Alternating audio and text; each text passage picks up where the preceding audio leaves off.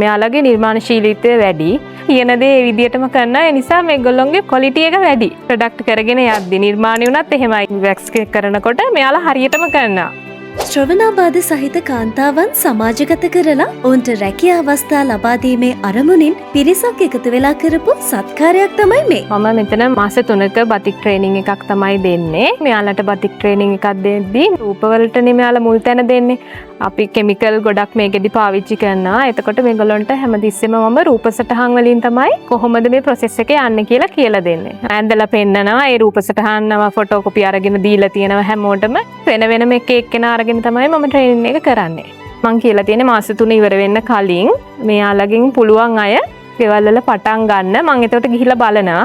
ගිහිල්ලා ඒගොල්ලන්ට ව්‍යාපාරයක් විදිහට පටන් ගන්න මූලික තැනට උදව් කරනවා. මහත්තයාම හම්බ කරගෙන ඇවිල්ලා ගෙදරට හැමදේම කරනකම් බලන් ඉඳපු අයනේ ගොඩක් ඉන්නේ. ඉතින් එයාලා ගොඩක් සාර්ථක විදිහට කරයි කියලා හිතනවා. මොකද හොඳට රෙදි මහන්න පුළුවන් අය ඉන්නවා මෙතන.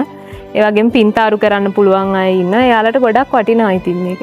හිතන්නේ නැහැනේ මෙයාලට මේ වගේ දෙයක් කරගෙන යන්න පුළුවන් කියලා. ඉතින් මේ වගේ තීරණයක් ගත්ත අය ඇත්තටම හොඳ දෙයක් කරලා තියෙන්නේ. මට තමයි ලොකුම අත්දැකීම. මගේ ජීවිතේ කවදාවත් මෙහෙම අත්දැකීමක් ලැබිලා නැහැ. එයාලත් එක්ක වැඩ කරද්දී දැන් එයාලා මට සයින් ලැන්ග්වේජ් එක කියලා දෙනවා. මට එතනදී පහසුයි එයාලත් එක්ක වැඩ කරන්න. ඒක මාරම හයියක්. දැන් මට මේ වගේ තව දැන් මගේ ව්‍යාපාර මට්ටමින් උනත් තව මේ වගේ ට්‍රේනින්ග්ස් ලබා දෙන්න පුළුවන්. දැන් ඒ බය නැති වෙලා ගිහින් තියෙනවා. ඒක හරිම වටිනවා ඉතින්. සෞඛ්‍යාබාධිත කාන්තා ප්‍රජාව මේ සමාජයෙන් ගොඩක් වෙලාවට රැකියා අවස්ථාවන් සහ අනෙකුත් අවස්ථාවන් හිමි වෙන ප්‍රමාණය අතිශයින්ම සීමිතයි. ඉතින් මේ අවශ්‍යතාවය තේරුම් අරගනිපු එංගලන්තයේ වැඩ කරන අපේ මහේෂ් මහත්මයා ඇතුළු ඒ පිරිසගේ අප්‍රතිහත ධෛර්ය සහ උත්සාහය අනුව මේ විශේෂ අවස්ථා සහිත පාසල් වලින් ඉගෙනගෙන මේ සමාජයට ප්‍රවිෂ්ඨ වෙන කාන්තා ගැහැණු දරුවන් සමාජගත කිරීම සහ උන්ට රැකියා අවස්ථාවන් නිර්මාණය කිරීම සඳහා කුමුක්කන සුභාග්‍ය විශේෂ විද්‍යාලය පදනම් කරගෙන පාඨමාලාව අපි ආරම්භ කරලා තිබෙනවා.